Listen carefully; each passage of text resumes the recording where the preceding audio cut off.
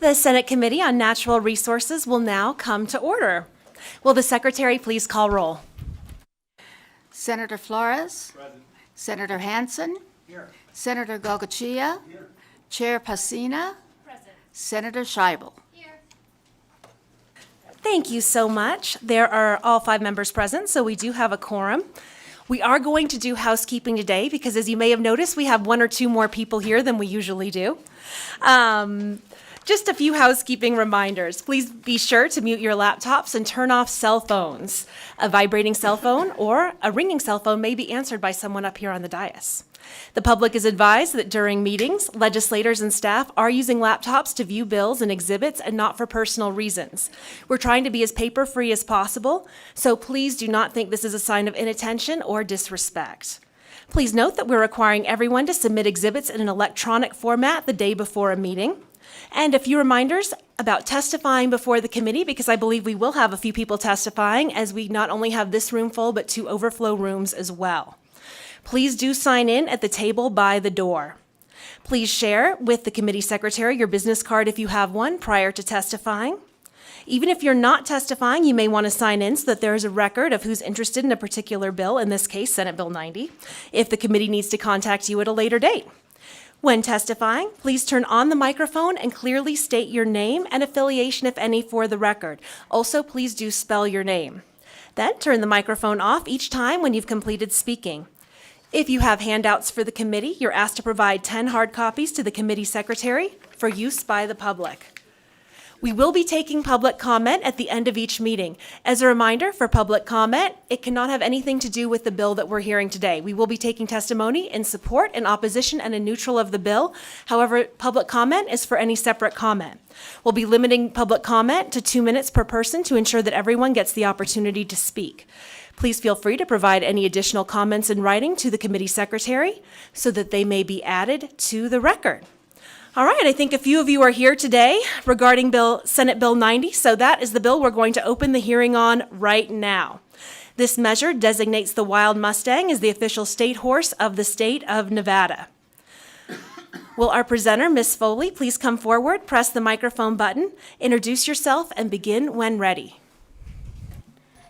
Hello, my name is Evan. Oh, Evan, thank you so much, and we cannot wait to hear you speak. We're just going to have a presentation on the bill, and then we're going to ask for some more testimony right after that.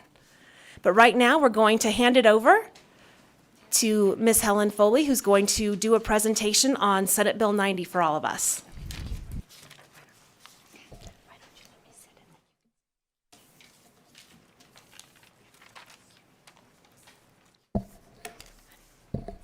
Thank you, Madam Chair. Members of the committee, my name is Helen Foley, and I am with the American Wild Horse Campaign.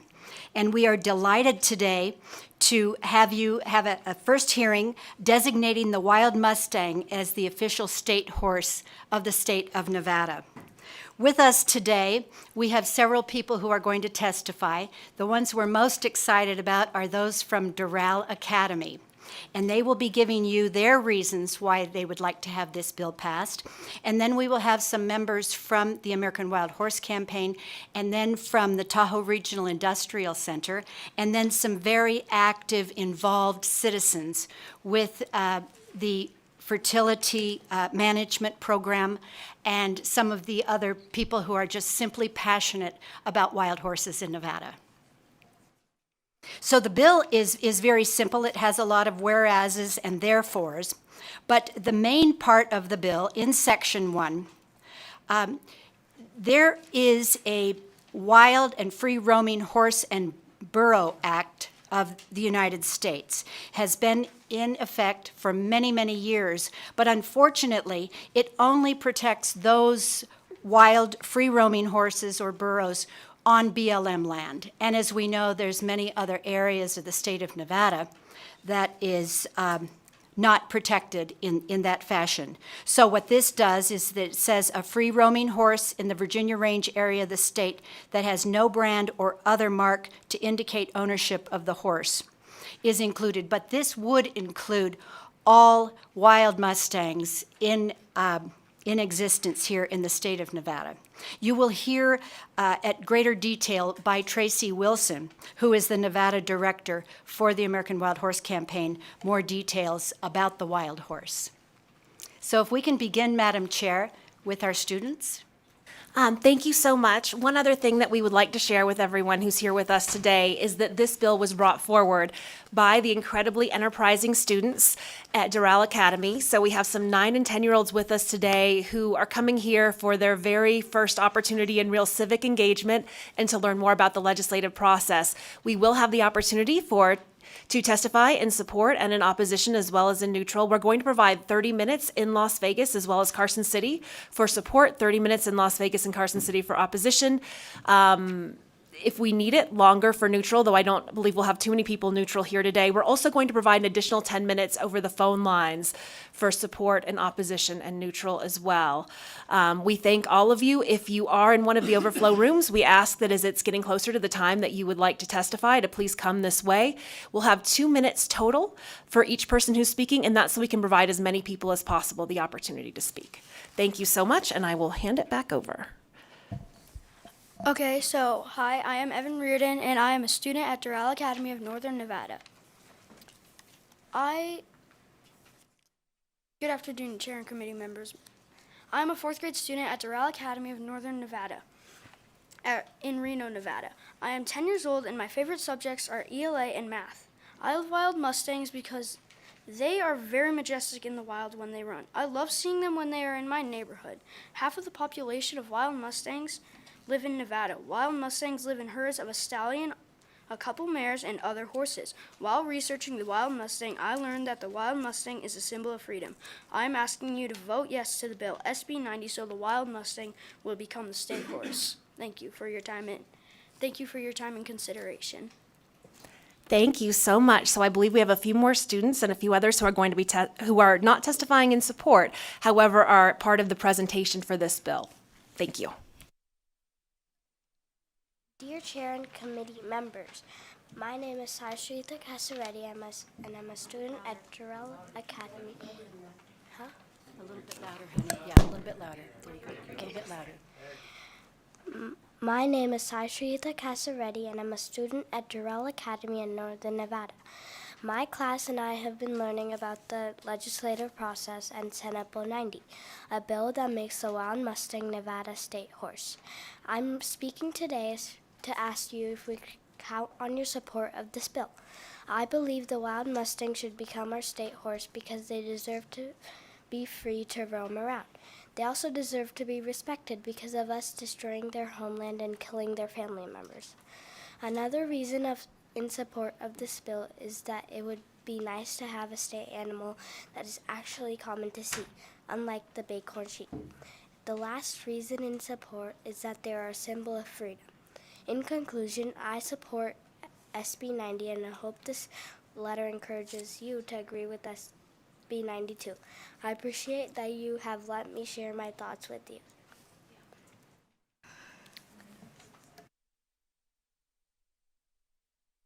Good afternoon, Chair and committee members. My name is Gray Hughes, and I'm a 4th grader at Doral Academy of Northern Nevada. I've been learning about the legislative process in Senate Bill 90, a bill that would make the wild Mustang Nevada state horse.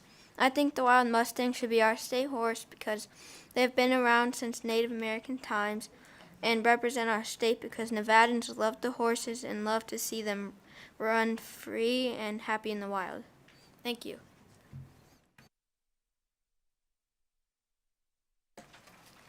Good afternoon, Chair Committee members. My name is Naomi Butler, and I am a 4th grader at Doral Academy of Northern Nevada.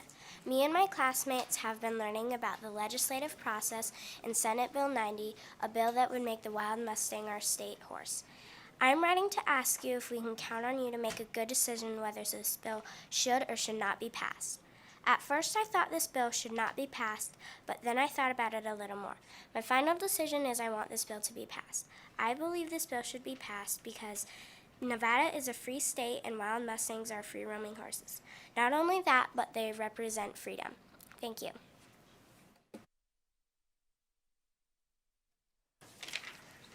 Good afternoon, Chair and committee members. My name is Keely Nebuker, and I am a student at Doral Academy of Northern Nevada. I am 9 years old, and I like having wild mustangs and other horses around. I have learned about the Wild Horse Annie Act, and I would love to have them be our state horse. I also learned that they have lived here for millions of years, so this is their homeland and we moved into their land. I think that the wild mustang should be a state symbol because they are majestic creatures. I am asking you to support SB 90 to make the wild mustang our state horse. Good afternoon, Chair and committee members. My name is Shriyan Shikola, and I'm a student at Doral Academy of Northern Nevada. I'm 10 years old, and I feel like wild horses are amazing creatures. I've learned that the subsequent evolution of horses took place in North America. I also learned that for the development of the American West, horses and burros were vital. I think that the wild mustang should be a state symbol because most mustangs live in the Virginia Range, which is in Nevada. I'm asking you to support SB 90 to make the wild mustang our state horse. Thank you for your time and consideration. Hello, good afternoon. My name is Carly Morgan, and I am a fourth grader at Doral Academy of Northern Nevada. My classmates and I have been learning about the legislative process in Senate Bill 90, a bill that would make the wild mustang Nevada's state horse. I am asking you if we can count on your support of this bill. I believe the wild mustang should become our state horse because we have a lot of horses in Nevada. Another reason the wild mustang should become our state horse is because the first horses were found throughout North America and Eurasia. Thank you. Good afternoon, Chair and committee members. My name is Kaylee Kimmery, and I am a fourth grade student at Doral Academy of Northern Nevada in Reno, Nevada. I am 10 years old, and my favorite subject is reading. I support Senate Bill 90 because I have lived around the wild mustangs my whole life and think they are beautiful, majestic creatures. While researching the wild mustang, I learned that wild mustangs were being rounded up and taken to slaughterhouses until the Wild and Free Roaming Horse and Burro Act came into place in 1971. The wild mustangs are symbolic to Nevada and have lived here for centuries. In Nevada, the wild mustang symbolizes freedom. With no cost to the government, passing Bill SB 90 would be impactful to the hearts of Nevadans. I'm asking all of you to vote yes on Bill SB 90 to make the wild mustang, like those I see every day, the Nevada state horse. Sincerely, Kaylee Kimmery. Thank you for your time and consideration. Thank you so much, and I think we should all give a round of applause to these 9 and 10-year-olds. In addition to the Doral Academy students that have just presented today, and I applaud how articulate they are and their civic engagement, I did want everyone to know that we also received as a committee all of these letters from their classmates as well, who also prepared statements on their thoughts regarding SB 90. So all of the class was involved, and these are their very talented and articulate representatives. And I'll pass it back over to you for more testimony. Good afternoon, Chair and members of the committee. Thank you for the opportunity to testify in support of SB 90 today. My name is Tracy Wilson, and I am the Nevada State Director for the American Wild Horse Campaign. I oversee the world's largest wild horse conservation program right here in the heart of Nevada, humanely reducing the population of horses on the Virginia Range without the need for removals. But this is about something more. As a Nevada resident, I recognize the importance of the wild mustang to the state's history and culture. Wild mustangs are woven into the very tapestry of Nevadan life. We know through polling that the majority of Nevadans believe the wild mustang is a defining symbol of Nevada. I have a short story to share. A father in the Netherlands told his daughters that when they turned 16, he would take them anywhere in the world. Josine Bohm chose Nevada. She wanted to see wild mustangs. They spent a couple of days on the range fulfilling her dream, and then they spent the rest of their visit in the United States visiting other Nevada attractions. Our state has many designations, but no state horse, yet the wild mustangs are the prominent feature on the state quarter, a design chosen by popular vote. So popular, in fact, that in a daily finance poll after the minting of all state quarters had concluded, the Nevada state quarter was ranked number 8 out of 50. I'd like to address concerns I've heard. SB 90 is a designation. It does not ask for protections. The word Mustang was carefully chosen to honor our free-roaming horses, but not interfere with existing legal definitions such as wild horse or feral livestock. NRS 569 defines feral horses as any formerly domesticated livestock or progeny of domesticated livestock which have become wild and are running at large on public or private lands in the state of Nevada and which have no physical signs of domestication. There are no longer privately owned ranch horses running on the Virginia range. The horses living there were born there and only know life as a wild Mustang. In fact, NRS 569 makes it illegal to remove one without proper authorization. Here in Nevada, in our corner of the West, we live with a gift. Let's recognize and honor that gift with this designation. Thank you very much for your time. Thank you for one more bite of the apple. Helen Foley, representing American Wild Horse Campaign. A woman who some of you may know, Lacey J. Dalton, is a country western singer, and she wrote a song that we think is so apropos, and it's about Story County and the wild horses, and we wanted to play it for you.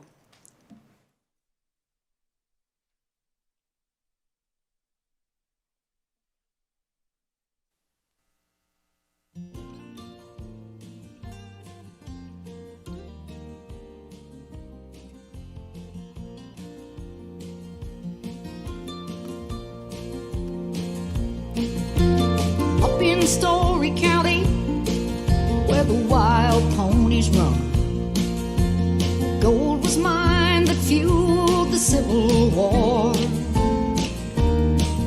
There's a fierce but friendly people, and if you ask them to A1, they'll tell you there's still a lot of things worth fighting for. Up in Story County, Mustang still runs free.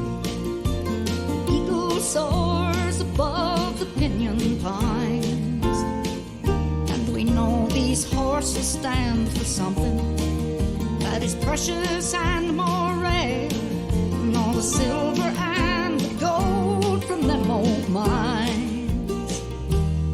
So let them run, let them run, let them wild ponies run. Don't you brand them, don't you break them, don't you let the killers take a single one. Let them run.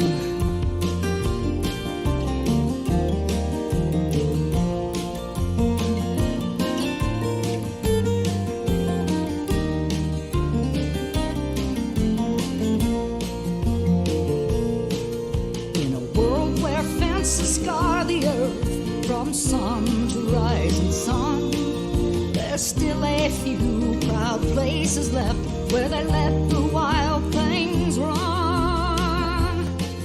Let them run. Up in Story County, in the high Nevada hills, freedom rides the wayward western wind, and the Mustang is a symbol with its wild and fiery will of the way the West will never be again. So let them run, let them run, let them wild ponies run. Don't you brand them, don't you break them, don't you let the killers take a single one. Let them run.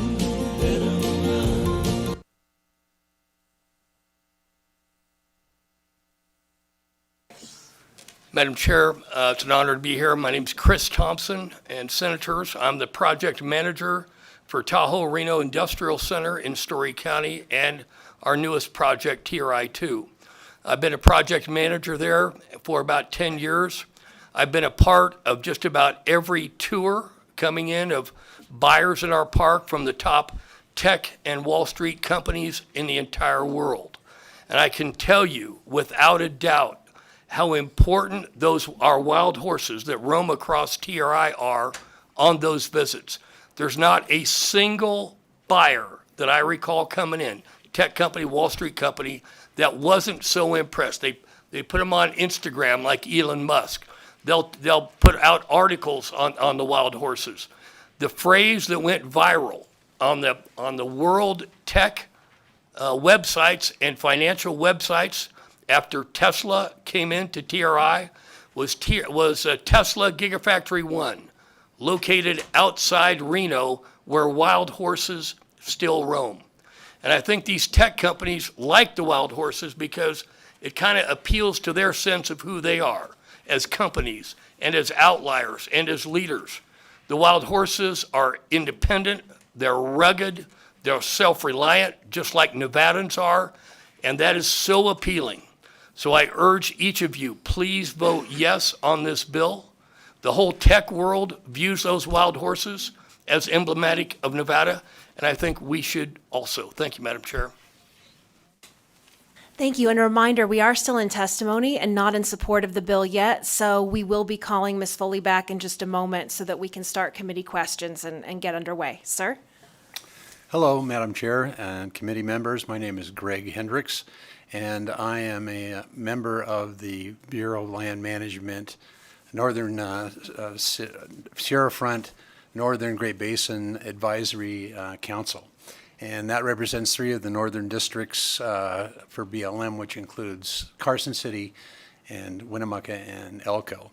I represent Wild Horse and Burro on this committee, and I come from a background of range management, having worked with the Carson City District in '78 for 7 years and the Palomino Valley Corrals. I ended my range career, retired from American Wild Horse Campaign, doing the Virginia Range Fertility Control Program, launching that in 2019, and that is the largest fertility control program in the world and showing great results as a result of that.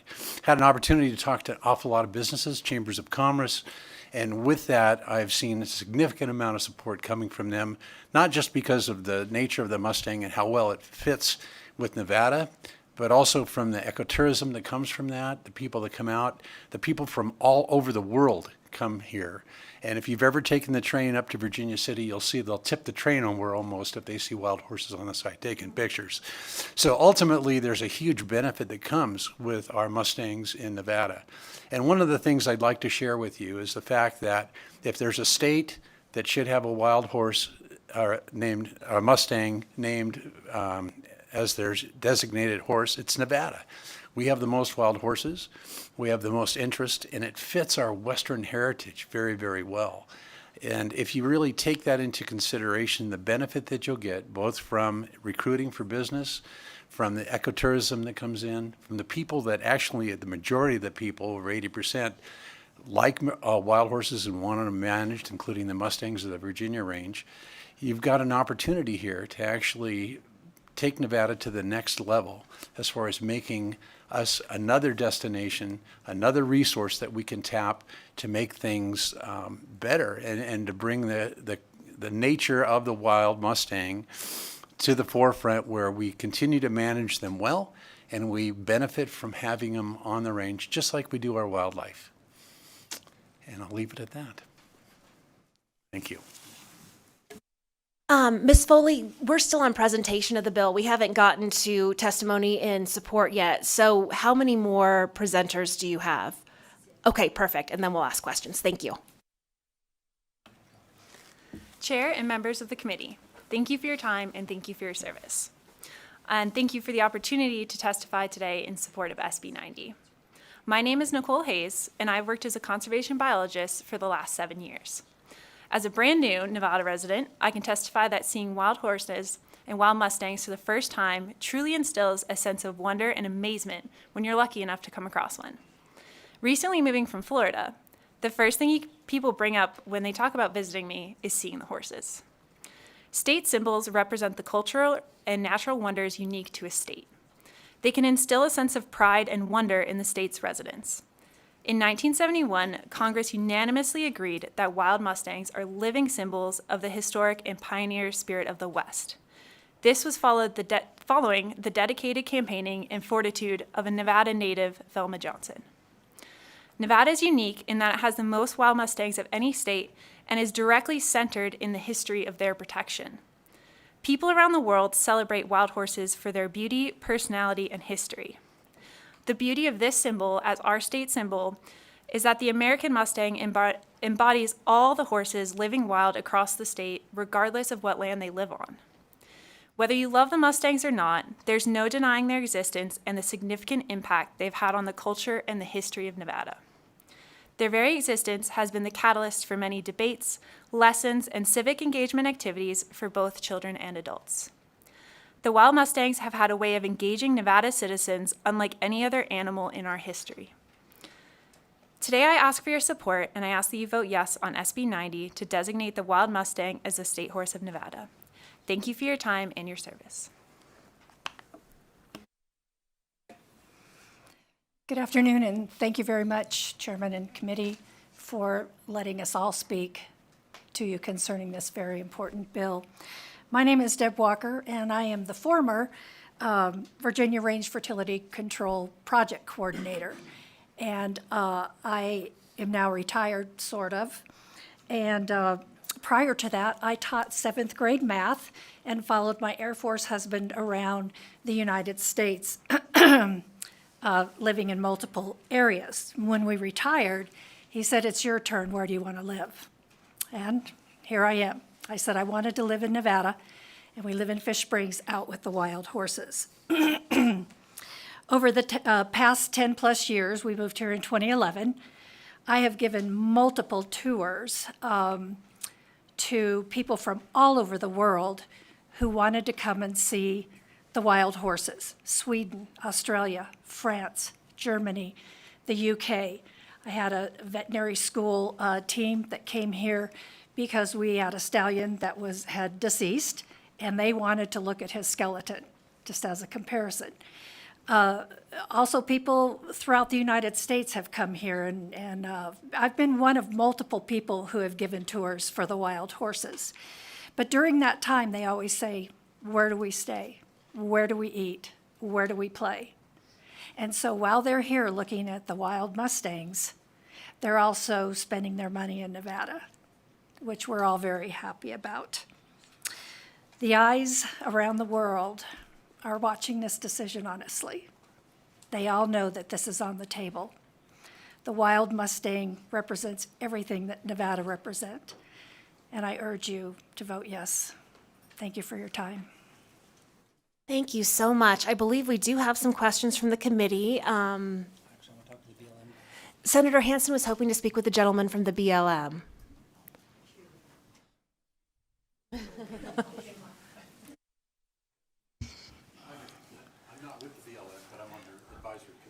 Oh, okay. Well, all right. Well, maybe you can help, because you're in charge of the fertility program in Story County, or had something to do with it. I'm getting you guys mixed up. My apologies. Normally, we question people after they gave their testimony, so my apologies for bringing you back. Sure. The question is, I was told there's 3,600 wild horses in Story County, which is approximately 264 square miles.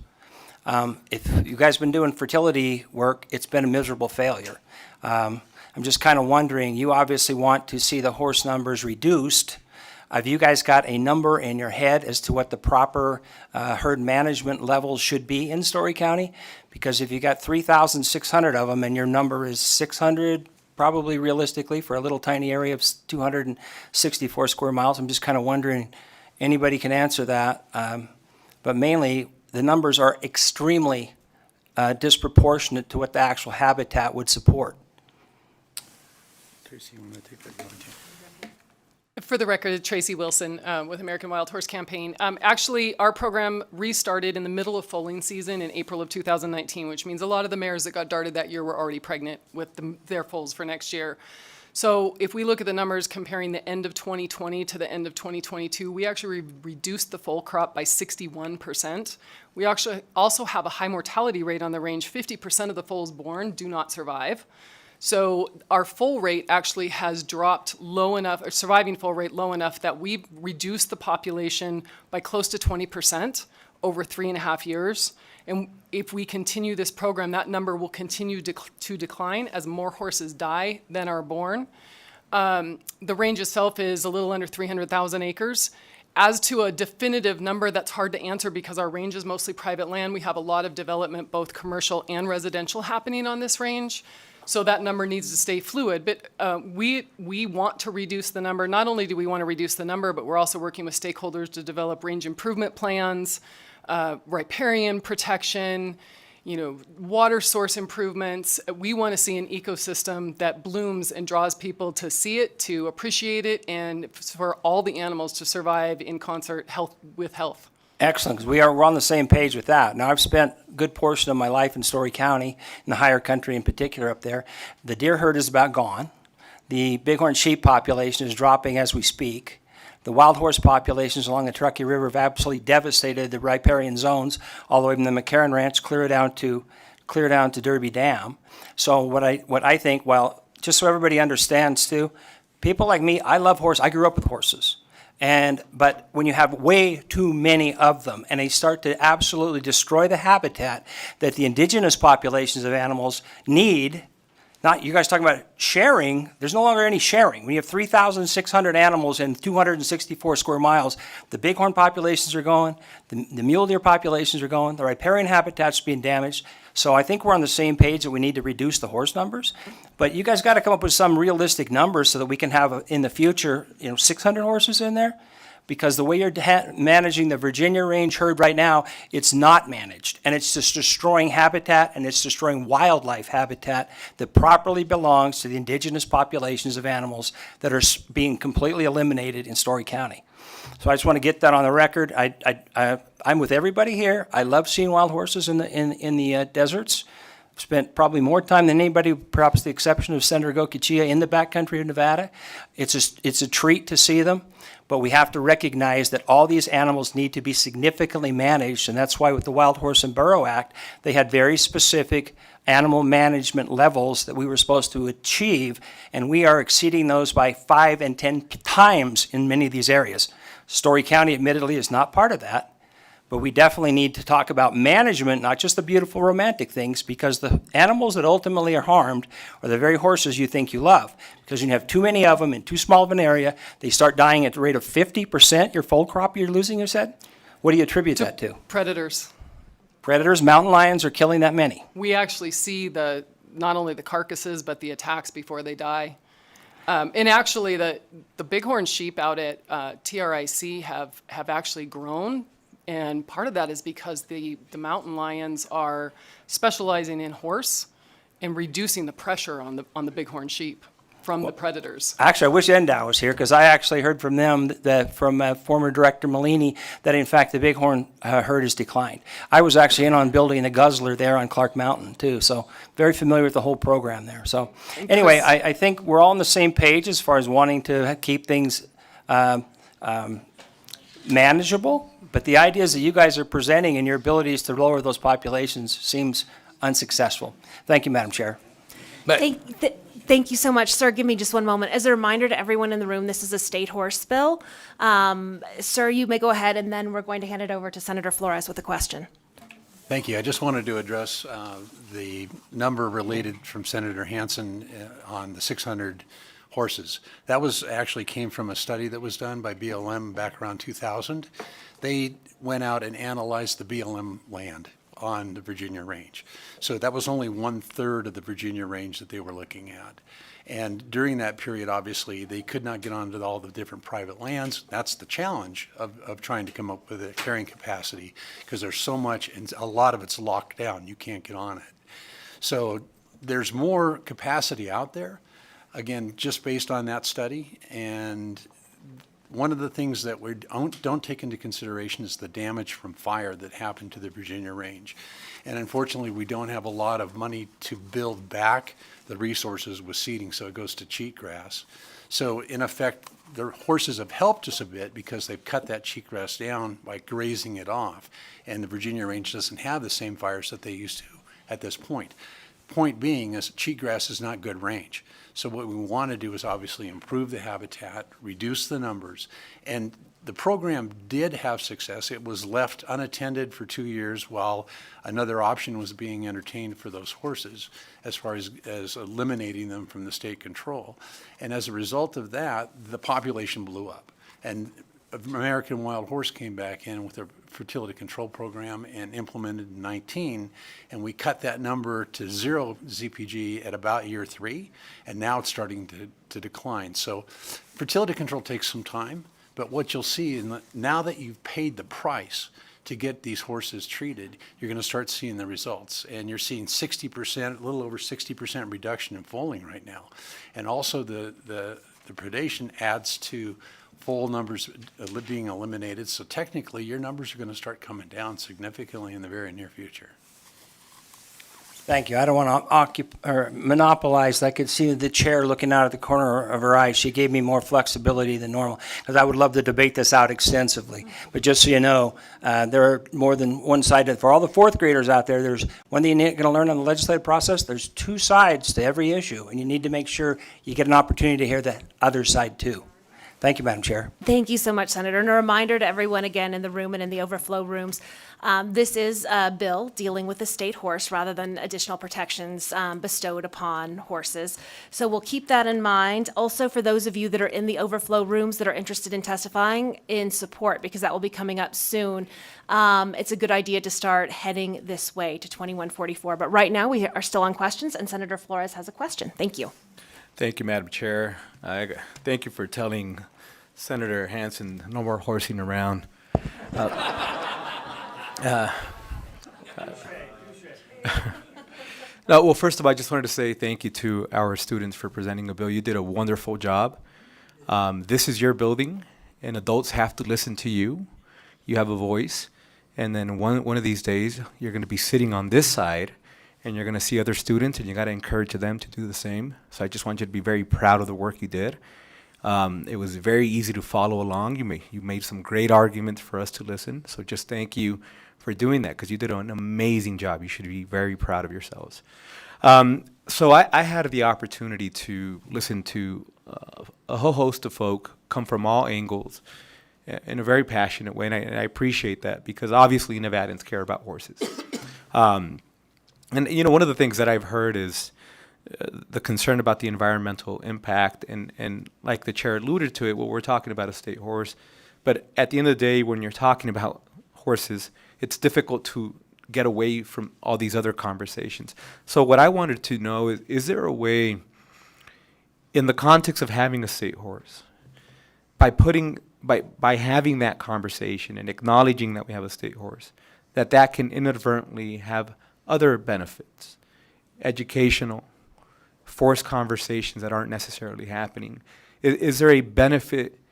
Because, you know, saying we have a state horse or a state XYZ, it brings an actual benefit, an impact in that conversation, whether it's to our classroom, whether it's what's happening in the context of when we go to our other states. Right, we often, when I go to conferences, we engage in the debate. What's the Colorado flower? What's this and what's that? But there's a whole meaning behind that. So I'm interested in engaging in that conversation. What you think having a state horse, besides what the amazing young students shared, why they think it's important, what you think that will benefit the grand conversation about horses in the state of Nevada. Anybody who could engage in that, please. Senator Chris Thompson again from Tahoe Reno Industrial Center. I know there's I think an inherent benefit, obviously, in terms of it being emblematic and enshrining what is true in the hearts of Nevada residents, I think, to begin with. So I think that recognizing that on the part of all Nevadans is important in of itself. I can tell you a major benefit in my world, in the business world, is immense. There is no better marketing emblem, logo that we have other than wild horses. At a recent event when Elon Musk was here, when the governor was up at Tahoe Reno Industrial Center announcing the $3.5 billion electric truck manufacturing plant with 3,000 new jobs, the sample electric truck that they had outside had on the side of the trailer a long mural showing wild horses on a ridge overlooking the Tesla Gigafactory. That's the kind of impact it has in my world.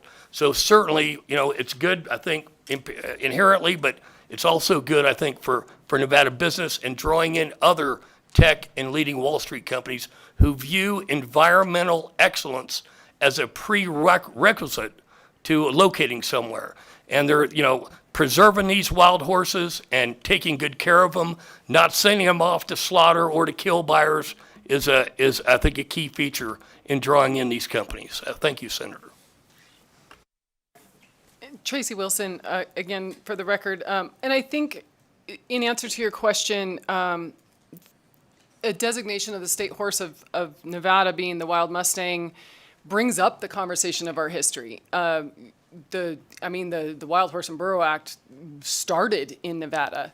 Not only that, but how was Nevada developed? How did people come to Nevada? They came to Nevada on horseback. That's how these populations grew to begin with. I think it really opens up a whole exploration into the history of Nevada and how the horses served the people of Nevada in development, in mining, in all sorts of different aspects. So I think there's a lot that can be learned, explored, and actually promoted through that history. Thank you, and thank you, Madam Chair. Senator Gocochea. Thank you, Madam Chair. And just a few brief comments as much as anything. And of course, I bear no malice towards the horse, and I'm going to take, and the Mustang in this case. I dare say that I've lived probably closer and longer with the horses in this state than anybody in this room. And I think we're talking about the same issue here. But the key we are missing is management. And I see nothing in this bill that's going to bring that forward. The bottom line is you can't have 3,600 head of horses on the Virginia range and sustain them. You can't put 50,000 head of horses in the state of Nevada and sustain them. This is not about the wild horse. This is an effort to kind of change this up. Let's get some language in here that talks about going back and complying with the Wild Horse and Burro Act of 1971, which says HMAs, AML, appropriate management levels, maintain them. That's what we need to talk about, folks. Everybody loves the horse. I've rode some good ones, good Mustangs, and I've lived with them. I grew up with them, been here all my life. So you don't need to tell me about the Mustang and how majestic and how great they are. I'm probably the only guy in this room that hayed with horses. So, folks, don't tell me what it is. But the bottom line is we need to have some language. We talk about this magnificent animal, but we've got to manage them. Even those fourth grade kids that came to my room knew that the management was the key. Thank you. We won't make hay about that, Senator. Senator Scheibel.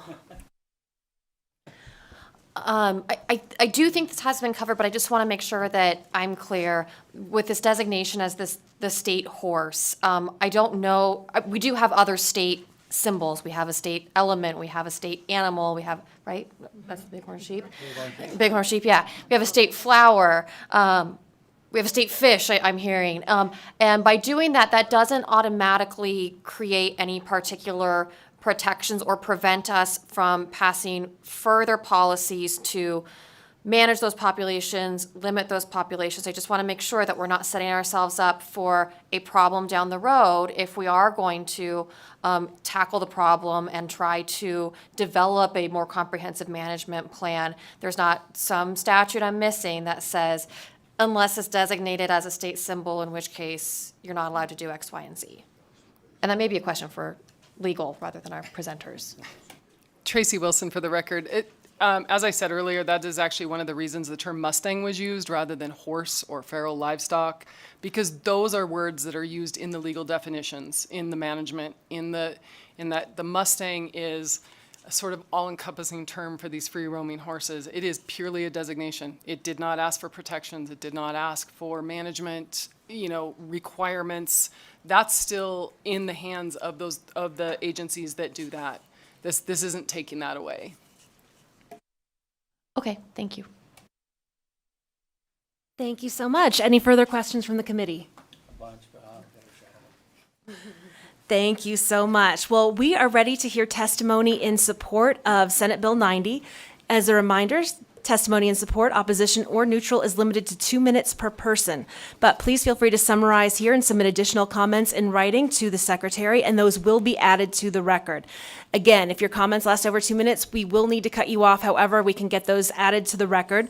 Please also be advised that testifiers are urged to avoid repetition of comments by previous speakers. So if you agree with previous speakers, please just say ditto. And that's perfectly acceptable, so we can get as many people as possible in to testify within the half hour. At this point, we're going to be providing 30 minutes in support between Carson City and Las Vegas, and since Las Vegas does not look to be too active right now, it looks like that will mostly be here in Carson City. And for those of you that are in the overflow rooms, please come down to 2144 where some seats have opened up. Thank you so much. Please come forward for those of you that are in support, and we'll look forward to hearing from you. Thank you.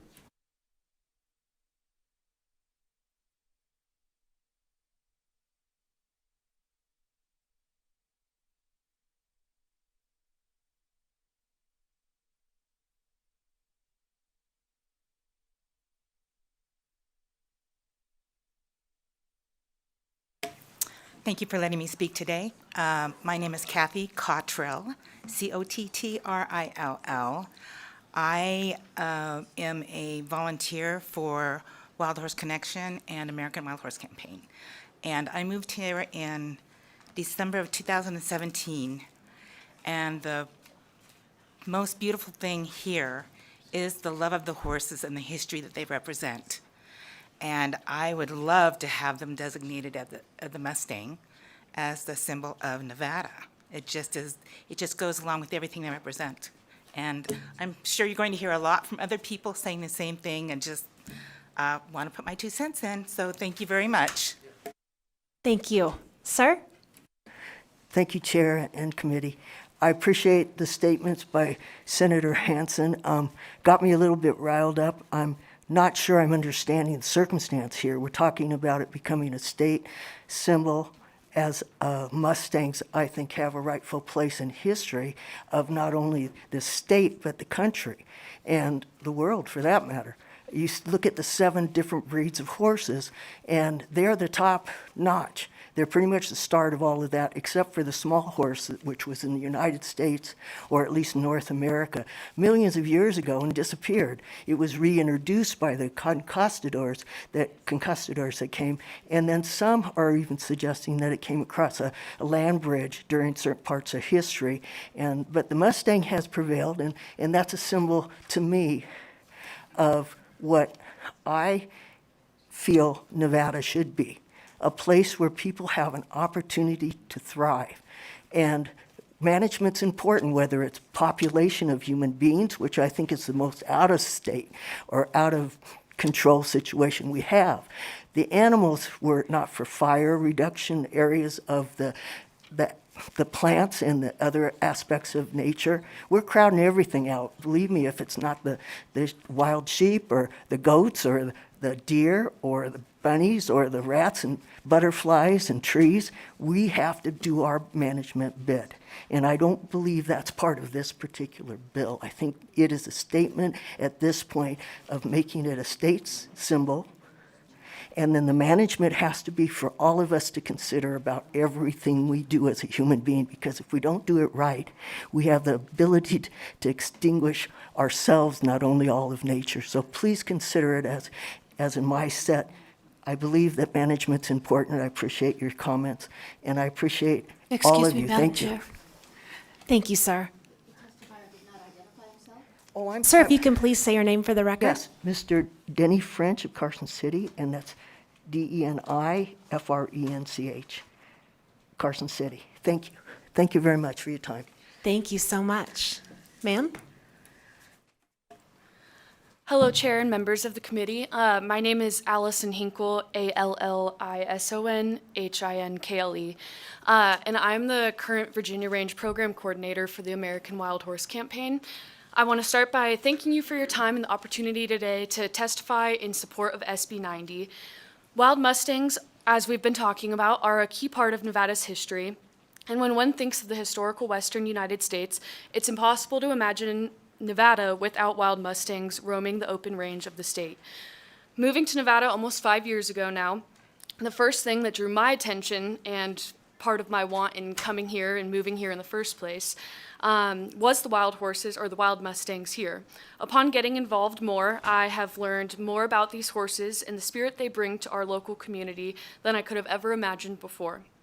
It is now almost impossible for me to catch up with my out-of-state family and friends without the wild mustangs being brought up. They are all so eager to come and visit and see the Wild West for what it truly has to offer.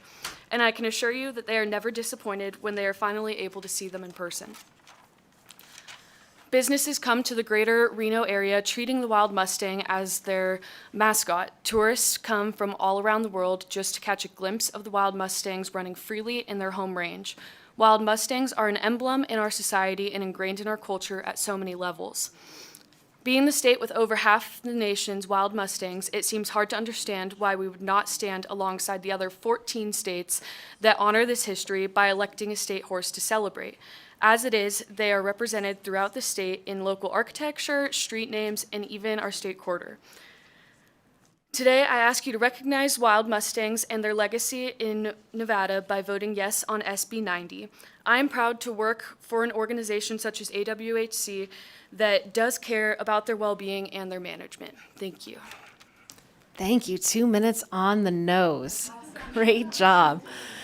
Is there anyone else here in Carson City who would like to testify in support? And as a reminder to those in 2135 and 3142, please make your way down here. If you're interested in testifying either in support or opposition or in neutral, we do have some seats open here. Thank you so much. Chair and members of the committee, thank you for your service. My name is Sena Lloyd, that's Senaloyd for the record. I'm Director of Public Policy for Blockchains, Inc. And as the largest landowner in the Tahoe-Reno Industrial Center, we have and will continue to support the wild mustangs of the Virginia Range, and we are in support of SB 90. We've also provided a letter that provides specifics. Thank you.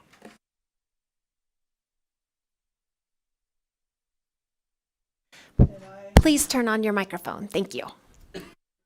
Hi, my name is Suzanne Baker, and I'm from Carson City. I've lived here about 8 years, and I'm an educator, retired educator, and wild horses embody the symbol of freedom, and I think and feel that these horses are such a symbol for freedom, and as an educator, to have these horses running free, I mean, it's just incredible.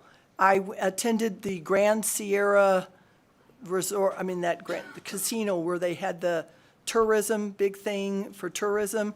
The number 2 reasons why people come to Nevada, number 1 is Lake Tahoe. Number 2 was the wild horses. People from all over the world come here. In fact, I believe one of the European airlines in the next year is going to make this a designation for their airlines to fly right into Reno. So the top 2 reasons are the wild horses. They are such a symbol. And I am asking all of you to vote for Senate Bill 90 regarding who cares about all that other stuff that Hanson and whatever spoke about. I mean, we're just wanting the symbol for the state to be the wild horses. Thank you for your consideration and time. Thank you so much. We'll always make sure we're respectful, and we'll be respectful to our senators as well. And thank you very much for your testimony. It was very much appreciated. Good afternoon. My name is Lori Lee, and I live in the Fish Springs area of Gardnerville, Nevada. I have no formal affiliation with any of the groups that have been represented or spoke already. I'm speaking as a resident who was again attracted in the 1990s to the Fish Springs area, in part because of the wild horses and what that symbolizes for, again, being in the Wild West, which many identify as us as Northern Nevadans.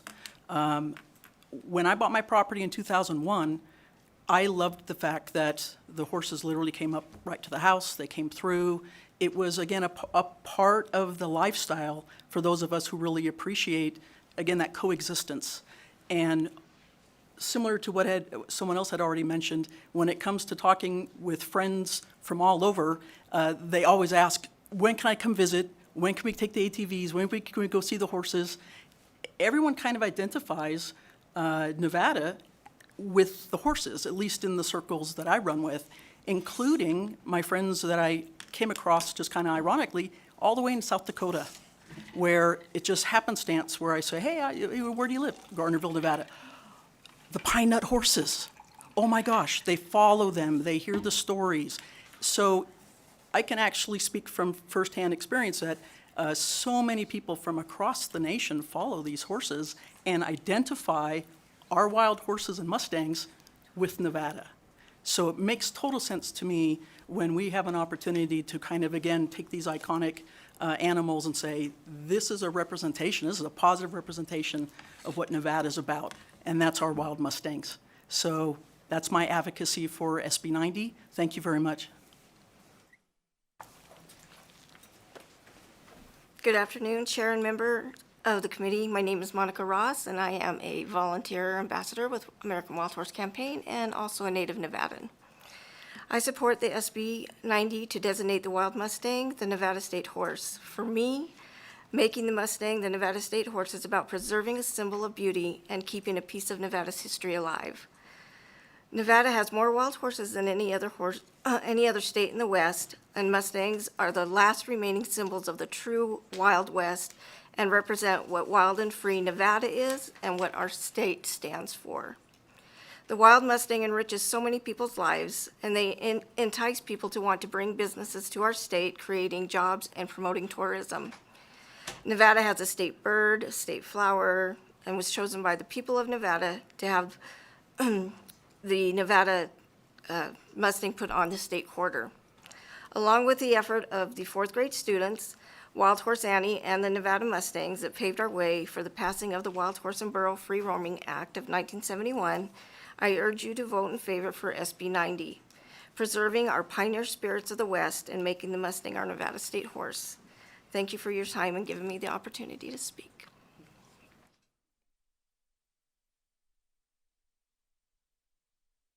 Please go ahead and turn on the microphone for us so we can hear you. Thank you. Can you hear me? My bass. Hi, I'm glad to be here. My name's Elaine Prophet, and I'm so happy that we're having this meeting today, and it's exciting to have that being chosen possibly and hopefully for the state's animal, the wild horse. I've had a lot of travel in my life all over, and when people find out where I'm from, and this is for years, Europe, wherever, when I say Nevada, they say, oh, the wild horses. Do you know about the wild horses, etc.? And I want to come see them. So I ended up being kind of like the PR many years ago for everybody, and they would come up. And to this day, I have people that come up to see the wild horses. And that is a wonderful thing for our economy because I'm blessed to say I have 6 of my own. And people come to see mine. And then they go out to the range for photography and all sorts of things and to be educated, about just the truth about the history of them. And what I'm just going to say is our wild horses are the perfect symbol for Nevada. We have the people that travel from all over the world to see them on our range.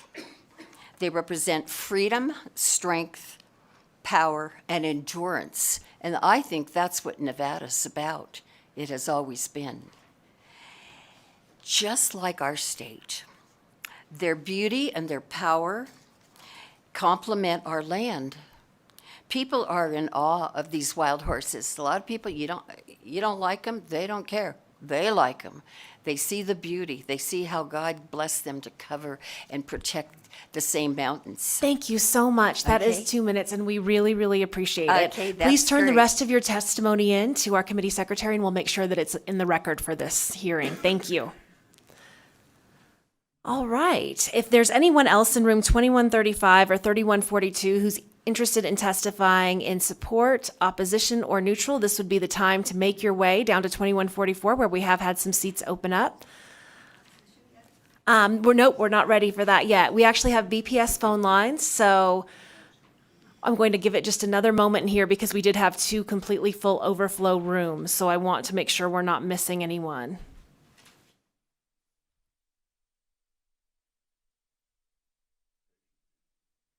While we do that, BPS, if you can check on the phone lines for anyone who's in support.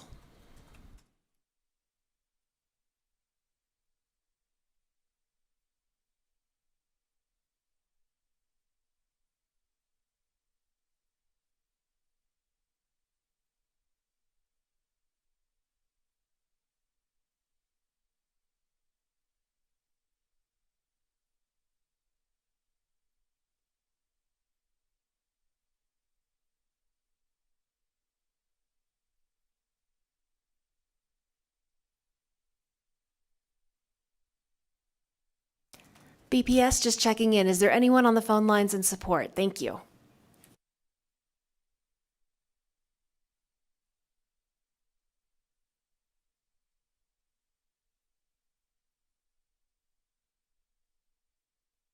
I was privileged enough to see the wild horses.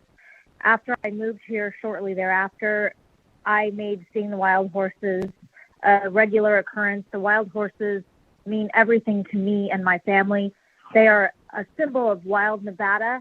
And as Ma'am, can you start from the beginning? We missed your name. I'm so sorry. We're going to start your 2 minutes again if you'd like to give your name. We missed the beginning. We want to hear your full testimony. Thank you. Sure. My name is Rachel Holzer, H-O-L-Z as in zebra, E-R-Robinson, R-O-B-I-N-S-O-N. I am from Las Vegas. I came here for the first time about 30 years ago, and I was privileged enough to see the wild horses. I moved here shortly thereafter, and seeing the wild horses has become a regular part of my week. I go to Mount Charleston and see them, Blue Diamond and see them. They truly are a symbol of Nevada and the American Wild West, and they are a symbol and embody our motto of Battle Born, because they truly are. They have been here for over 500 years, and they survive throughout and everything, throughout roundup efforts, throughout slaughter, through drought, and they endure as we endure. And so I really urge you to please support SB 90 and vote it into law so that we can have a wild horse as our symbol. Thank you. Thank you so much. BPS, is there anyone else on the phone lines in support? If you recently just joined us, we are currently in support of SB 90. If you'd like to testify in support, please press star 9 now to take your place in the queue.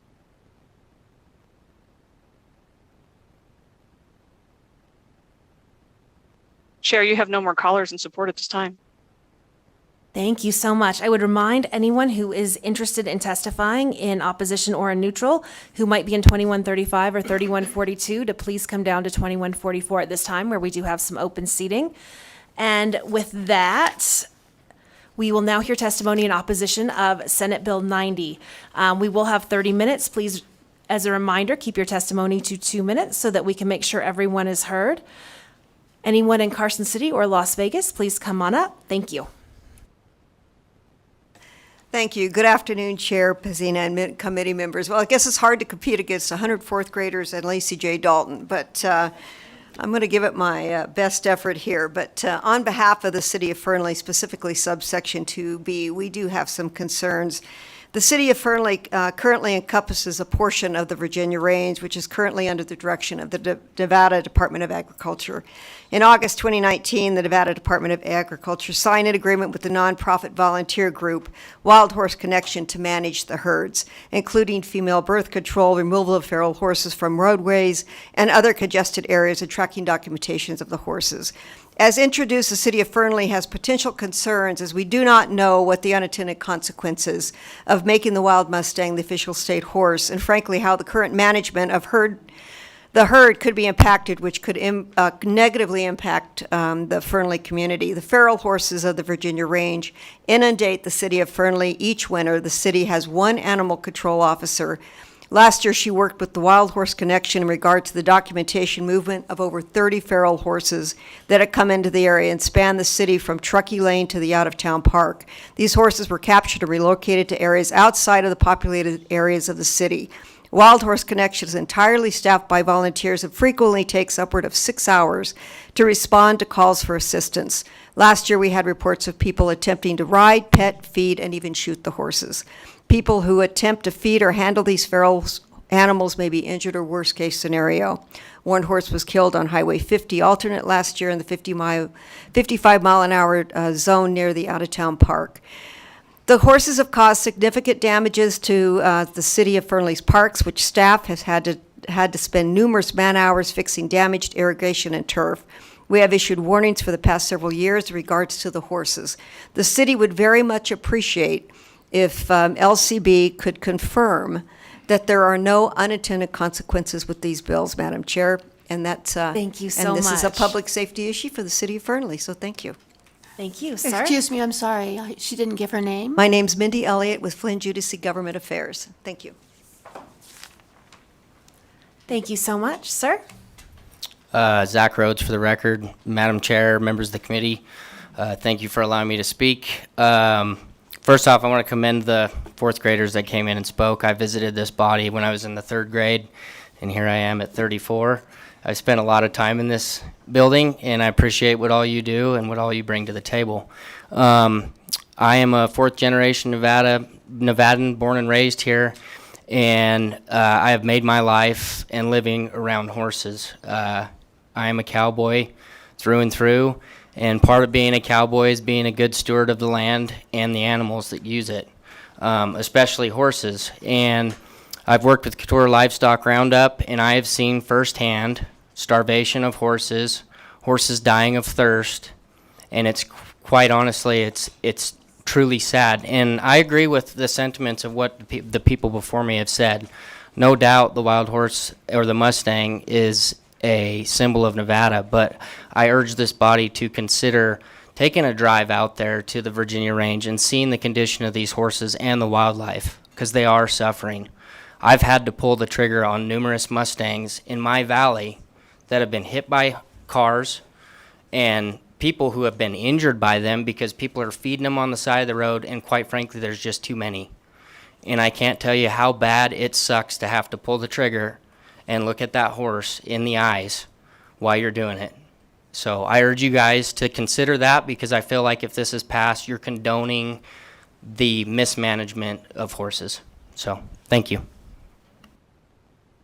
Thank you. And this is just a reminder again for anyone in the overflow rooms who's wishing to testify to please come to 2144. Thank you so much. The floor is yours. Chairman Pazina and members of the Senate Natural Resources Committee. My name is Tina Nappy. I am a lifelong resident of Washoe County and a conservationist with a focus on endangered species, protection of our water sources, and increasingly the future of our native plants and invertebrates.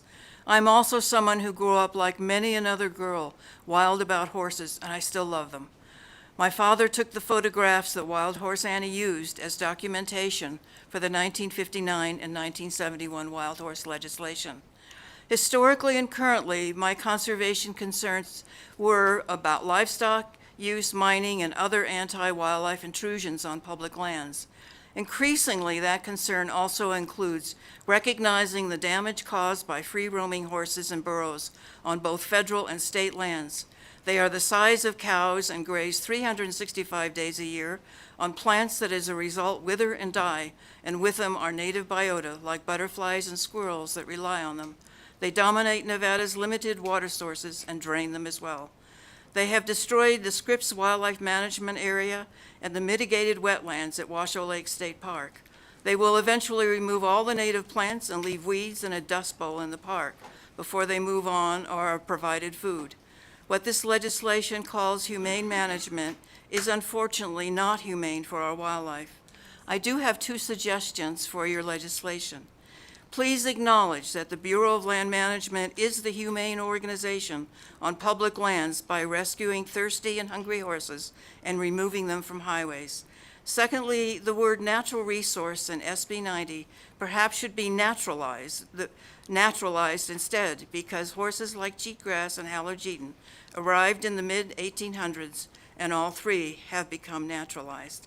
Thank you for your time. Thanks. Thank you. Sir? Madam Chair, Committee, I'm Sheldon Mudd. I'm representing myself as a resident of Lander County. So I'm here in opposition to the bill, primarily because of what was mentioned by Senator Goa-Kachia and alluded to by Senator Flores, the fact that there are not stipulations there in regards to the management.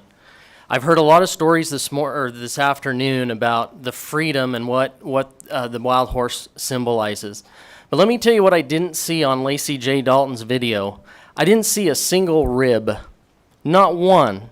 But when you go in my backyard in Lander County, and we go out there quite a bit, I travel in my Jeep, I fly in my brother-in-law's airplane, we see quite a different image. And what that is emaciated horses. I see ribs, I see cripples, I see horses that are fighting for a blade of grass. I see riparian areas that are completely and utterly destroyed. I don't see deer anymore like I used to. I seldom see antelope like we used to. And I'm just afraid that a bill such as this, without those kind of stipulations, will send the wrong message throughout the state of Nevada, and especially to our federal partners. And I'm afraid that it'll say that we are happy and satisfied with the way management is currently done, and happy and satisfied with the current ecosystem and conditions of the Western Range. Thank you. Thank you, Senator Hansen. Yeah, he's actually one of my constituents, and all of you got a handout, actually. These photos, this is from the Department of Wildlife. This is in Lander County on the Inchauspee areas. And the photos in the back of these, everybody should take a close look at, because what he's talking about, you have pictures of from the Department of Wildlife. So I just wanted to bring that to everyone on the committee's attention, because you will see the type of riparian damage that that gentleman was describing. Thank you, Madam Chair. Sir? My name is Ashton Caselli, Northern Nevada Safari Club, Coalition for Nevada's Wildlife, Coalition for Nevada Healthy Lands. As a conservationist, it is my duty to oppose SB 90 due to the gross inequities occurring on our public lands, inequities caused by lack of or failure of feral horse and free-roaming horse management. The feral horse is not a member of our native wildlife. The feral horse currently is less than managed and poorly regulated, with unsustainable populations growing exponentially annually. The feral horse on Nevada public lands is the driving force behind our depleted rangelands, negatively affecting all wildlife in our great state, from the red ant and sage grouse to mule deer and antelope. How do we place an animal that hurts every aspect of our rangelands on a pedestal of any kind? Why would the state of Nevada want to recognize its lack of action managing these beasts, leaving behind a wasteland of devastation to the native wildlife that deserve a pedestal? There is a love for horses, but the love cannot be to the detriment of every other living creature sharing the land that they live on. Giving the feral horse any recognition other than notice that intervention management from the state is required to get the current herds to appropriate management levels would be encouraging the current fake news, lies, and misleading statements to continue their pervasive ways. Just a reminder, we do have 9 and 10-year-olds listening to this testimony. Thank you. Thank you. We must have science-based conservation regarding the current horse populations, their growth rates, and its negative effects on our native plants and animals, not labeling this black eye and giving it a platform to further enhance the struggle to manage this historic problem. No to SB 90. And for those that are giving testimony, do remember to be respectful of the 9 and 10-year-olds that are here listening to this today. We would very much appreciate it. Also, when you're giving testimony, remember that it must be lawful or it is a misdemeanor. Thank you so much, and on to our next speaker. Good afternoon, Madam Chairman, members of the committee. My name is Joel Blakesley. I'm a member of both coalitions for wildlife in the state. Like a lot of guys, I love horses. I made my living on one for years and years, and I worked in range management. So I know a lot about native plants, I know about watersheds, I know about soils. I want to applaud the kids for showing up. I mean, who can go against kids? I mean, it's wonderful. But they need to get an education while they're here, which is awesome. My concern with this bill is the message that it sends to the other 49 landlords of our public lands and the owners of the wild horses. The implication here is that everything's fine and dandy in Nevada, and it's not fine and dandy in Nevada. Our range resources have been absolutely trashed. And I mean, it's wonderful to love horses, but I love native plants. I love native animals. You know, there's got to be a balance to this, and this is so far out of balance. It's remarkable. Thank you very much. Sir? Madam Chair, committee members, for the record, Larry Johnson, Coalition for Nevada's Wildlife, and Pete, I am older than you, by the way, and I've been on horse. And yes, I have. My first horse was at 3 years old, and a black Shetland stallion was the meanest horse I've ever laid my eyes on. However,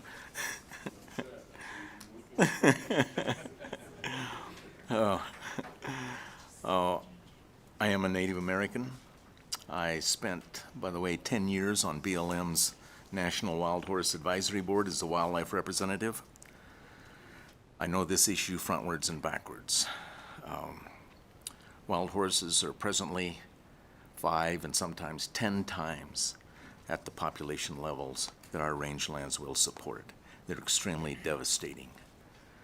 Range managers and wildlife biologists, and I hope one of you will call on representative from Nevada Department of Wildlife to verify this, often state the wild horse next to wildfire is the second greatest adverse impact to healthy wildlife populations. They double their population every 3.5 to 4 years. Wild horse advocates commonly sue to stop BLM. That is the norm, not the exception, to stop BLM from reducing populations down to appropriate management levels. The unintended consequences of this bill is to elevate this animal to a position to allow those horse advocacy groups to continue that propaganda for fundraising, for litigation purposes, and spreading. We commonly hear from around the nation and from Europe. Sir, thank you. Your time is up. However, Senator Gokachia did have a question for you. Yes, real quick, if I could. Mr. Johnson, could you support this bill if we can get some language in here, amend the bill, and get some language in here that talks about complying with the act, and of course, as I look at it, the deletion of sub B, which definitely I don't want to get in that battle over the VRE horses, again, in their status, because clearly they're outside of the Wild Horse and Burro Act. But can you support the bill actually making the Mustang an icon of Nevada, but with some language that in fact talks about managing? And let's go back to the Wild Horse and Burro Act that says AML in HMAs and it can't exceed. Thank you. First of all, the 71 Wild Horse and Burro Protection Act was actually amended in 1973 that says BLM shall manage these horses in an ecological balance with what the rangelands will support, with all other users, including our native wildlife species.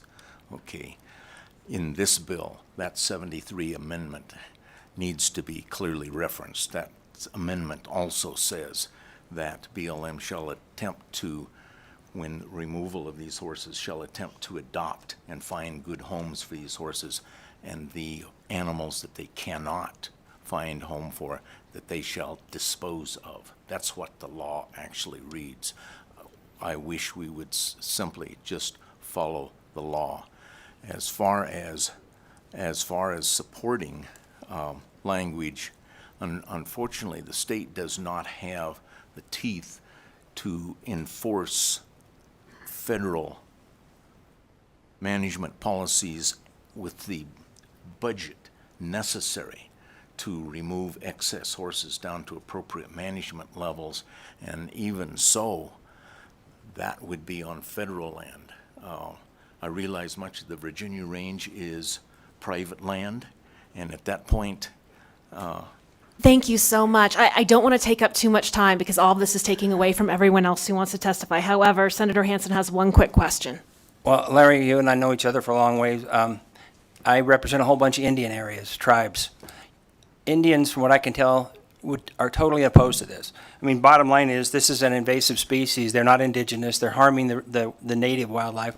As a Native American yourself, is that an accurate thing? Because there's nobody that I've had no contact whatsoever from any of the Indian tribes that I represent about the wild horse in any positive way. Not only is that a true statement, but following the Perry fire. Please state your name for the record.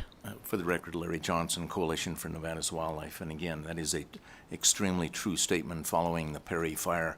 The Pyramid Lake Paiute tribe made a very large gather of excess horses so that they could restore their rangeland. And I actually got sued personally during that by horse advocates. But yes, that's absolutely true. Thank you. That was what I needed. So the Indians, the native peoples of Nevada, do not want to see a non-native species become the state symbol. Thank you. Per this gentleman, this one specific gentleman's statement, and not every, sharing that that's not the statement of every Native American here in the state. That said, and I apologize, I can't remember which of you sat down first. Okay, thank you. Please go ahead. Hi, my name is Gianna Caselli, and I'm a senior at Reno High School, as well as an avid sportsman and conservationist. And I can tell you with personal experience that when you're in the field and experiencing the rangelands of Nevada, you can personally firsthand see the amount of damage caused by this population of wild horses. So I'm asking you today to please deny SB 90. Thank you.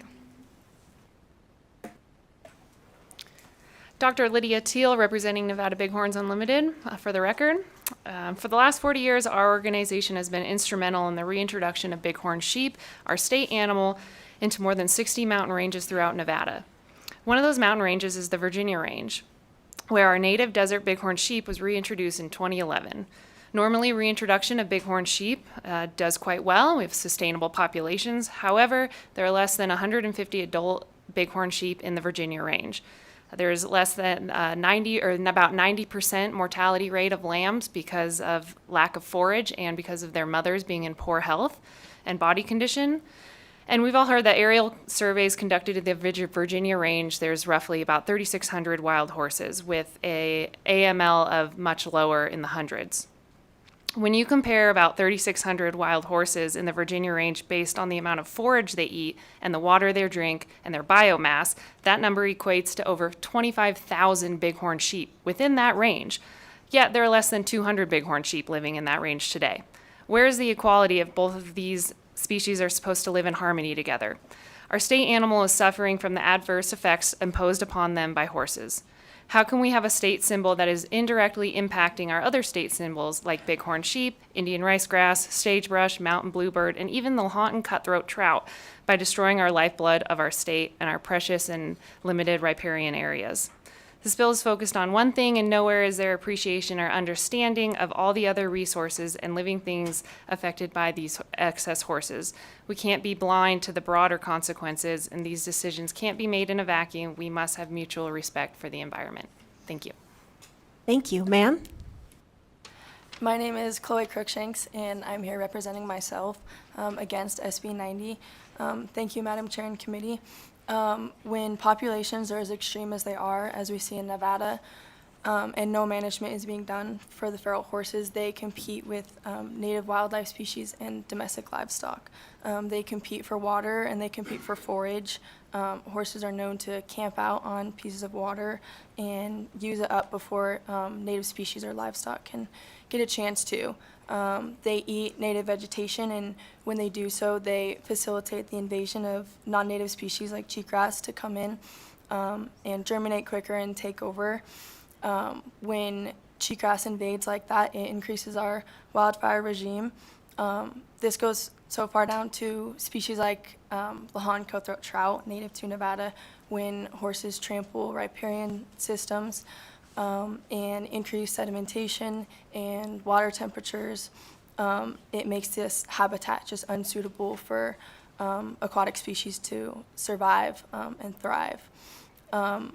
I I would consider, you know, something like the American Quarter Horse that was very influential in the American West and starting the state of Nevada on ranches and cowboying as something that we can honor that has value to our state. I don't think that feral horses should be honored as they do not add any value to our rangeland ecosystems. My name is Weston Reynolds, and I am a senior at Ace High School in Reno, Nevada, and I'm here to represent myself as a Nevada resident, and I am in opposition of SB 90. I am in opposition due to the fact of being out in the wildlife more than most, I would say most Nevada residents are. I see how much these wild horses affect our wildlife, and I see what it does to our habitat, and I feel like we shouldn't show such recognition for something that doesn't necessarily deserve it, in my opinion. I believe these horses are absolutely beautiful. I'm totally on board with that.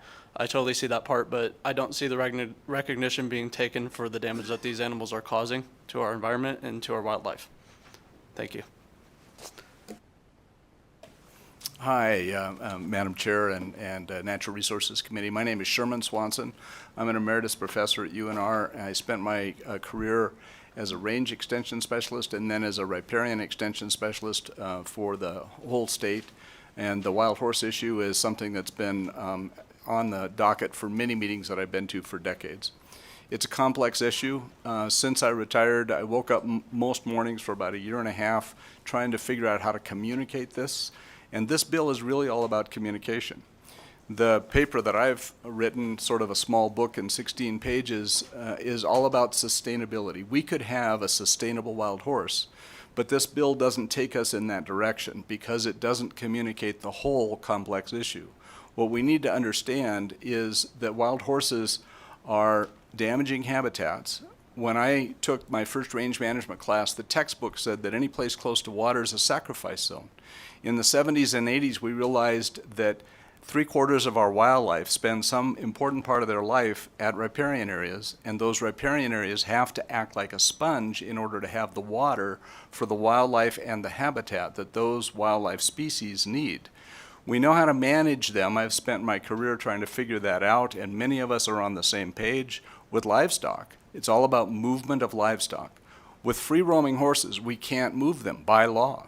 So what do? We have to manage them with the one tool we have in the toolbox that is appropriate management level, and this bill says nothing about that.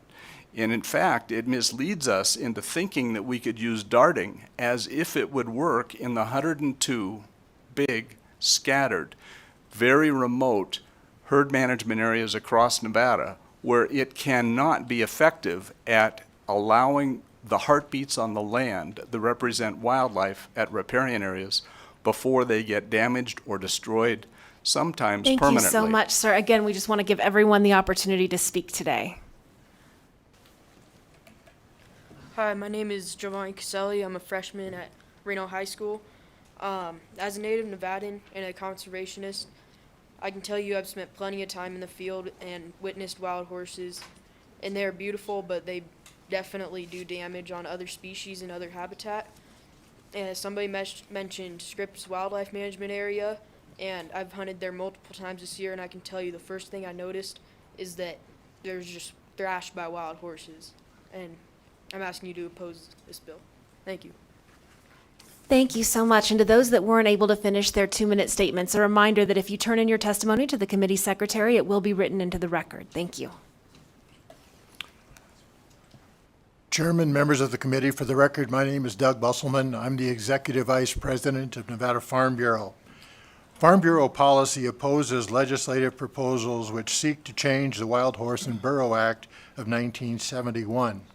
When this act was passed, wild horse and burros were designated to be managed in the areas where they are located. The Virginia range horses were not qualified to be wild horses. These horses became considered as a stray or feral livestock and fall under Chapter 569 of Nevada's law. As such, they become the responsibility of the Nevada Department of Agriculture. We believe that SB 90 seeks to misrepresent the Virginia range areas as wild mustangs. lumping wild horses within the federal jurisdiction under the Wild Horse and Burro Act, and the Virginia range of strays or feral livestock to become designated as the official state horse of the state of Nevada is not appropriate in our opinion. We have seen this as a guise to reclassify the estray or feral livestock horses as something they are not. We are opposed to the bill and would hope that you would agree with us. Thank you. Madam Chair, members of the committee, my name is William Molini, M-O-L-I-N-I. I'm a native Nevadan. I'm older than Senator Gogachia. Not by much, but a little bit. No, I'm not older than this lady. I really don't have a whole lot to add. I don't know if you wanted to put that on the record. No. Strike that from the record. I am a native Nevadan. I worked for the Department of Wildlife for 30 years. I was the director of that agency for 16 and a half years. And as everyone says, I mean, we all like horses. Our group, Coalition for Healthy Nevada Lands, Wildlife and Wild Horses and Burros, we like horses. And the problem is there are too many horses for the landscape to support. It's that simple. Nevada has 63% of the total horse population in the United States is in Nevada. And we are ground zero for the problems that they cause. And the AML, as determined by the BLM, appropriate management level for the whole state, is 13,000 horses. We have now on BLM lands 52,000 horses. It's just simple mathematics. There are too many animals with too much demand for forage and water and competition for all the other over 700 native species of wildlife out there that depend on our lands. And simply put, we just cannot support the number of horses that are there today. And that's all I have. Thank you for your time. You're right. Ma'am, we are down to about 5 more minutes, so I just want to make sure we have time for everyone, and that's adding back a few minutes from when some questions were asked earlier. So for those of you that are interested in testifying in opposition, please come on up to the front, have a seat, make sure it's within 2 minutes so we can ensure that we're getting heard, everyone has a chance to be heard. And if you are not able to share your testimony over the microphone today, we would love to have you turn it in so that it's still part of the record. All right. Hi, my name is Carly Holst, and I am going to be not for the wild Mustangs today. I think right now we are confronting a problem. We're not necessarily saying that wild horses shouldn't be the symbol of our state because they're amazing wild animals and have great symbolism, right, and represent the state. But I think the concern is that these wild animals are hurting our state and aren't having good effects on the indigenous or people who need help from these problems. So that's what I'd like to say. Thank you.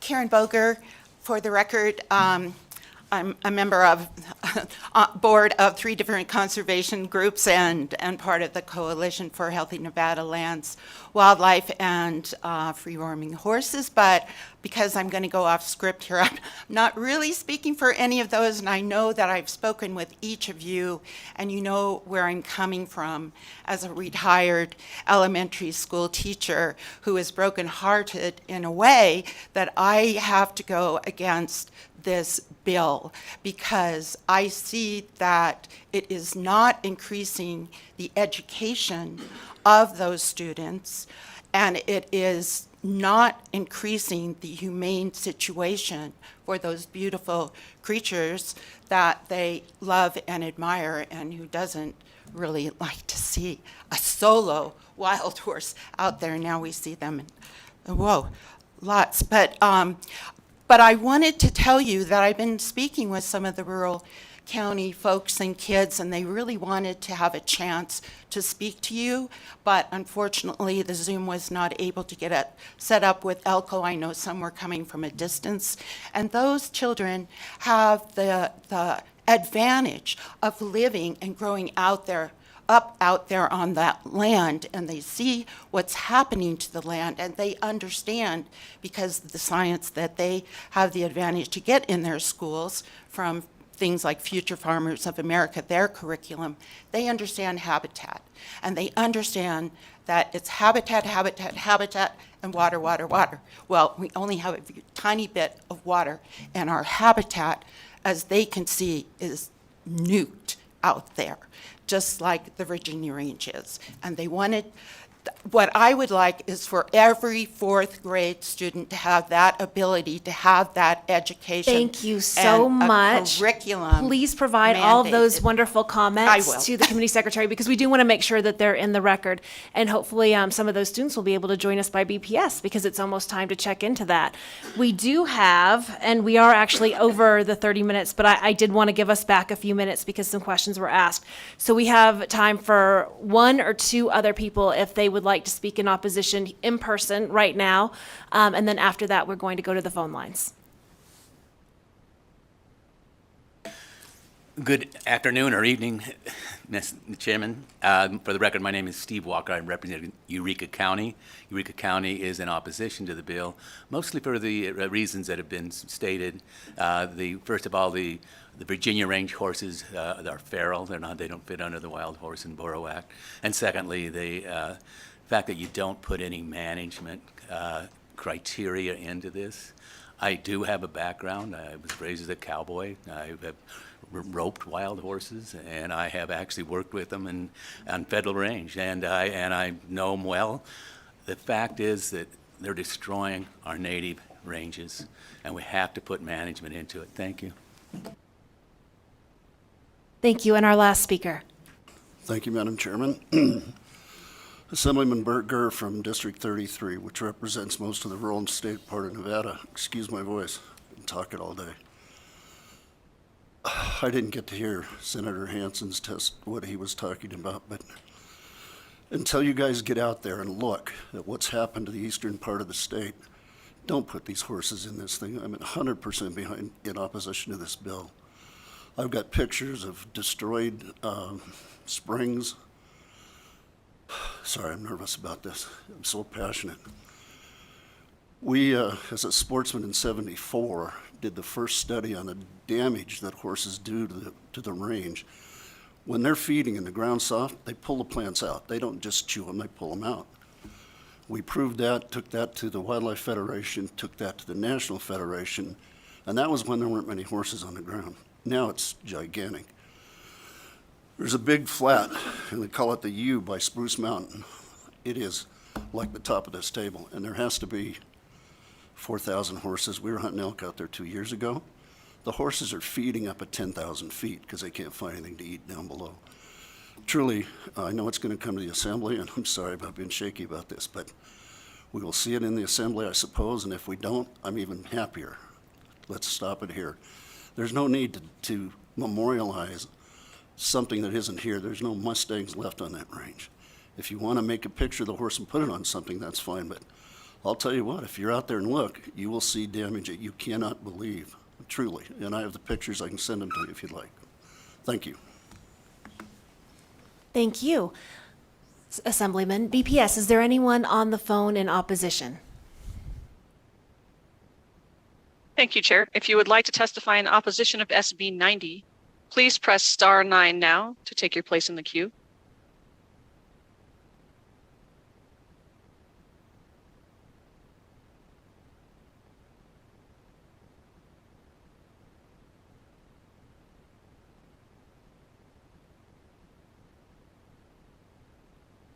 Caller with the last 3 digits of 721, *6 to unmute yourself. You say 4721? 4721? No, you're good. Please continue. Hello, my name is Brianna Merrill, and I am a rangeland and water quality specialist with the Pyramid Lake Paiute Tribe and a lifetime horse lover. However, I am in opposition for SB 90. Reason being, in the pioneer spirit, there is a lack of tribal consultation in accordance with AB 264, requiring collaboration between a state agency and Indian tribes. Additionally, there should be nothing that could add any more barriers to management in the future, as this bill could set a precedent. There is currently no funding or support for consistent feral horse management on tribal lands, and we have seen huge impact to tribal lands. This is a celebration of overpopulation and, by evoking the pioneer spirit, the genocide of countless tribal members. With no natural predators, the leading cause of death is thirst and starvation, which is well documented. There's a documentary called Horse Rich and Dirt Poor that covers all I will say. Horses are not a native species to the Americas and have become overpopulated, with their numbers doubling approximately every 4 years. As of March 1st, 2022, according to the BLM, Nevada has over 60% of the nation's feral horses, and that population is well over 300% of the appropriate management level. Adoption rates are in decline, and taxpayers pay over $50 million a year for their care in holding facilities alone. Despite the vast land we have, this is not an infinite resource, and the water sources they rely on are fragile and limited. The public does not often get an up-close and educated look at these impacts. The overpopulation degrades springs and streams to the point where they no longer flow. The stream bank compaction promotes the takeover of invasive plants, which impacts threatened and endangered species, such as the Lahontan cutthroat trout, kuiwi, sage grouse, big game, pollinators, and increases fire risk. Furthermore, these horses roam. They'll roam in cities, collide with vehicles, kill pets, and pose a public risk overall. I asked why we would celebrate this as a state symbol. Ma'am, This is thank an you issue so that bears much. If you careful could please turn in the consideration. rest of your testimony to the committee secretary, we would love to have that added into the record. We only have 10 minutes for BPS comment, so I do want to go ahead and go to the next caller. Thank you. Madam Chair, for the record, I would like to point out that was a representative for the Pyramid Lake Paiute tribe in opposition to the bill. Thank you, Senator. And we'll recognize that we've had two people from tribes speak today, but they don't speak for every Native American member in the entire state. Thank you so much. BPS, next caller, please. Yes, my name's Dave McNinch, DAVIDMCNINCH, and I'm representing the State Wildlife Commission. Our commission has not had an opportunity to take a formal position as a full body. However, we do have a legislative committee of the commission that has taken a position to recommend that the commission oppose SB 90 in its current form. A lot of what's been said, I think, would reflect the sentiments of the commission, certainly the committee. We have long consistently advocated for management of wild horses and burros to appropriate management levels. The numbers are substantially high. They do have impact on wildlife habitat and, to be quite honest, quite frank, on the wild horses themselves. So with that in mind, we're concerned about unintentional consequences. It's been mentioned a little bit before. Designating the wild horse as the Mustang as a state horse could complicate the efforts to bring their numbers to appropriate management levels and bring things back to some level of balance. I would, if I may, for a couple seconds, my hat's off to the students of Doral Academy. It's a tough business getting up in front of folks and talking, and they did a fantastic job. I think that it's not a stretch for me to suggest or offer that for those that are interested in seeing some native wildlife, in particularly bighorn sheep, there's a number of folks that have testified already, and I'll put my name out there as being willing to do what I can to get them out in the field so that they can see one in the wild. I appreciate your time. Thank you. Thank you so much. BPS, do we have any further callers in opposition?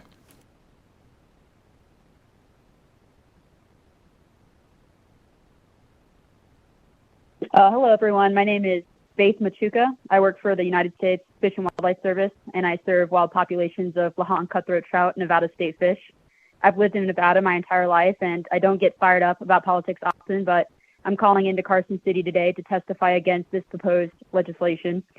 The text argues that Mustangs are a symbol of the history and culture of the state of Nevada, but to those who know the history of natural resources in this country, Mustangs are a symbol of the failures of the pioneer ranching area to adequately maintain their domesticated livestock. Because unlike what the legislation states, the horses within the United States of America are not wild, but in fact feral animals comparable to a stray cat. Anyone out in the landscape taking a closer look at feral horses can easily identify that these are emaciated, diseased animals that are severely overpopulating our state, imposing a direct detrimental burden on land management agencies, modern Nevada industry, and native flora and fauna. This legislation is a direct slap in the face to the conservationists in this country dedicating their lives to protecting America's amazing native Ma'am, we'll let species you for future continue in just generations one to come. moment, but a reminder that this legislation was brought forward by the 9 and 10-year-olds today, so please be respectful of them. Please continue. Thank you. I appreciate that. Thanks.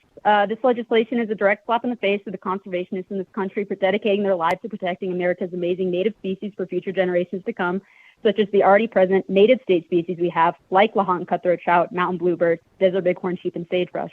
Legislation like this perpetuates the perception that feral horses are good for the landscape and deserve protection, whereas in reality, they are in multiple cases direct contributors to native Nevada species displacement and extinction. Innovative, successful leadership, what this country desperately needs at this time, would not allow for such a proposal to move forward. Further idolizing invasive, non-native species, which threaten natural resources, Nevada-based industry and economy, and the nation's conservation movement is frankly a disastrous and ignorant proposition. I invite you to do some research on this matter. Ma'am, Please vote no. thank you so much. Again, when we're trying to convey respect onto 9 and 10-year-olds, ignorance definitely not the word I would use. But that said, we will listen. Again, I think let's give a big round of applause to the 9 and 10-year-olds who brought this legislation here today and bravely spoke out. Thank you very much. BPS, do we have any further callers in opposition? And just a reminder to be respectful of the students who spoke here today. If you've recently just joined us, we are currently in opposition of SB 90. To testify in opposition, please press star 9 now to take your place in the queue.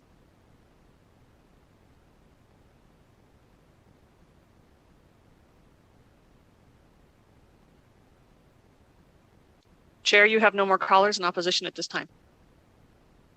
Thank you so much. Is there anyone here wishing to testify in neutral on this bill? I don't see anyone in Las Vegas, so if there's anyone here in Carson City, we would love to invite you up. Madam Chair, there are 2 representatives of the Department of Wildlife in the outside in the overflow that want to testify in the neutral position. Wonderful. We would welcome them into the room and give them, of course, the opportunity to testify.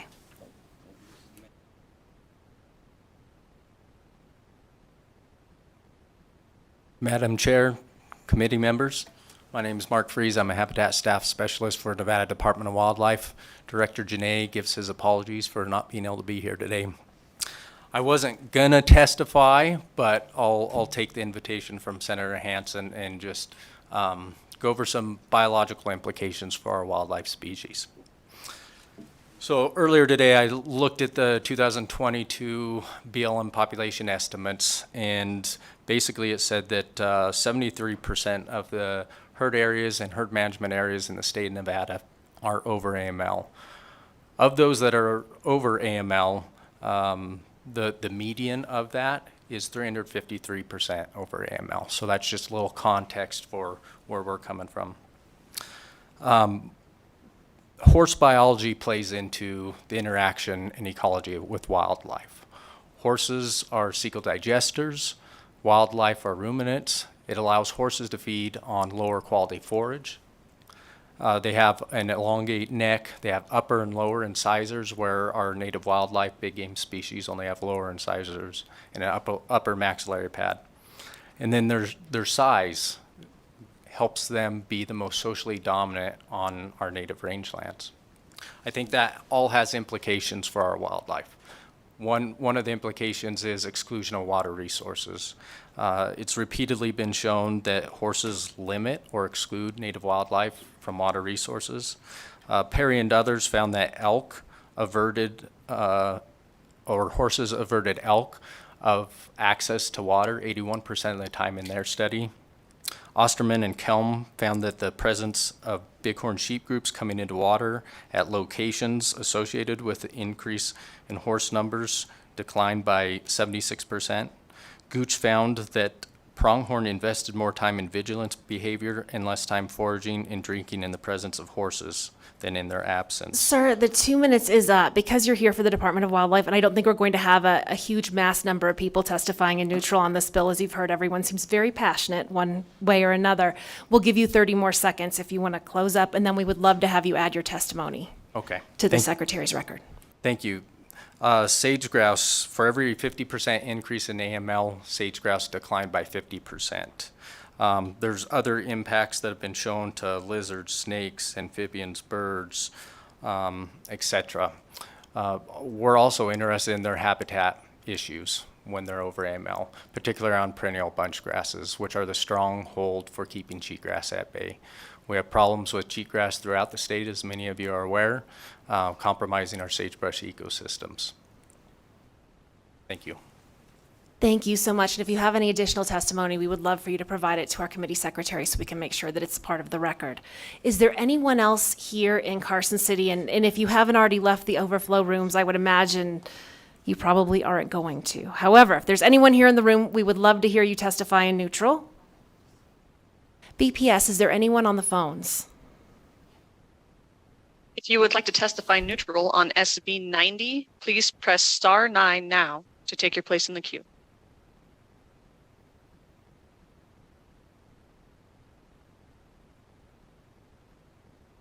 Chair, you have no callers neutral at this time. Thank you so much to everyone who's taken the opportunity here to speak today. And a reminder, and we shared this again earlier, I think it's wonderful that a lot of fourth graders here in Northern Nevada took this opportunity to get involved in civic engagement, the legislative process, and that is the class that took this bill to the Natural Resources Committee. So we were thrilled to have them here, and I think they were very eloquent and did a gorgeous job. And I will also be happy to share with the committee the many letters that were written by students who didn't have the opportunity to speak today. With that said, would any of the presenters like to provide any closing remarks? Any of those that presented the bill? We'll have one closing remark on SB 90. I just would like to take an opportunity to thank all of you for hearing our testimony. I think that there's a lot of opposing... Please state your name for the record. I'm and sorry, thank you. Tracy Wilson for the record with American Wild Horse Campaign.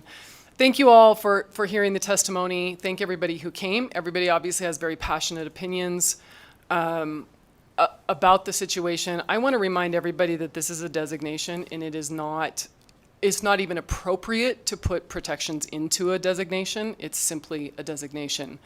There's a lot that gets said over and over until it's believed. I had the opportunity to go up in an airplane and fly over the top of the Virginia range, and I only bring the Virginia range up because that is the range that I am quite familiar with. In my time in the air, on 2 separate occasions flying over the range, I saw cows laying around a water source. Not once did I see a horse standing in a water source, laying in a water source, or keeping other animals away from a water source. And in fact, one of our volunteers actually has photographs and video of bighorn sheep out at TRIC chasing horses away from the water source so that they could drink. So I am not discounting anybody else's observations or the science that they are presenting, but I am presenting real life observations of what I see out there. And again, just with a reminder that this is a designation about an animal that is very important to this state and the history of this state. Thank you.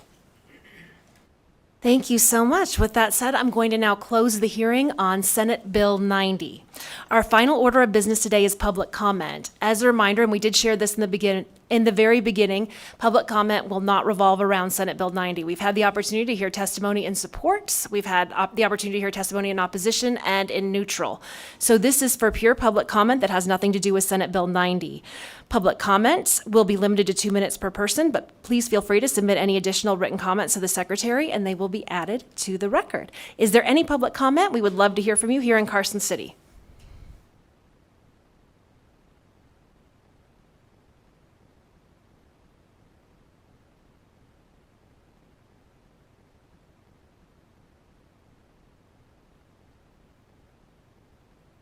Denny French, Carson City, Nevada. Thank you, Chair and Senators. I've heard a lot tonight, and I've learned a lot, and I appreciate that. One of my main concerns are the habitats and the wildlife in Carson City specifically, and I go on and on about that every time they start to close down places that were normal habitats for hundreds of different species, not only thousands. And I want to Thank you so much. I'm going to That let you was 30 continue. Just seconds. no, I'm going to let you continue. And this, what I'm saying now isn't counting as part of your time. This is just a reminder. This can't have anything to do with SB 90. Thank well, you.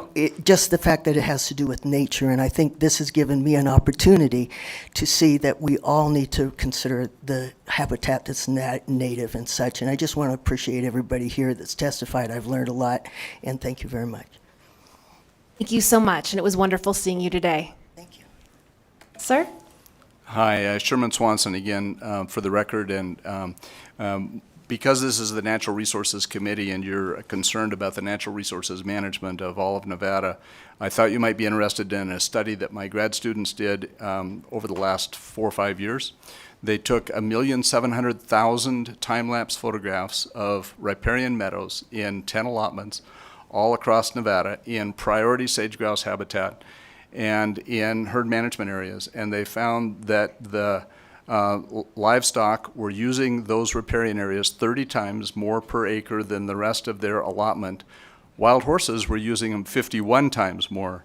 Sir, And thank you native again so wildlife- much. Let's make sure this has nothing to do with Senate Bill 90. Oh, it Thank you. doesn't. It's just about something that this committee obviously is going to have to address, and that is our natural resources, the critical habitat. And our native ungulate, we're using them at 1/18th the level of wild horses. Thank you very much. Thank you so much. We enjoyed hearing from both of you. Is there anyone else here in Carson City who would like to share anything with us in public comment that has absolutely nothing to do with Senate Bill 90? Not seeing anyone in Vegas. Is there anyone over the phones, BPS? If you would like to speak in public comment, please press star 9 now to take your place in the queue.